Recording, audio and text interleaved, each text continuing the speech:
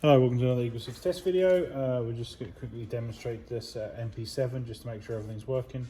It's a gas blowback one. We've put a Tightbore barrel, hot rubber, slightly thicker nub, so in theory everything should just be same as normal. It's just obviously we've just put those things in there, and whenever we do any works on these guns, obviously we just want to make sure that everything's good and working.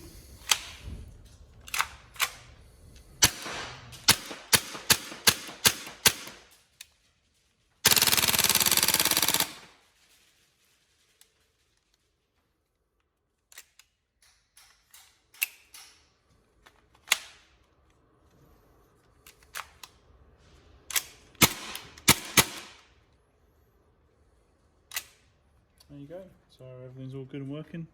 So yeah, hopefully you enjoy your purchase. Very fun guns, there's no two ways about that when they're on full auto, and obviously single shot for that matter. It kicks lovely and hard, yeah, enjoy. Thank you very much.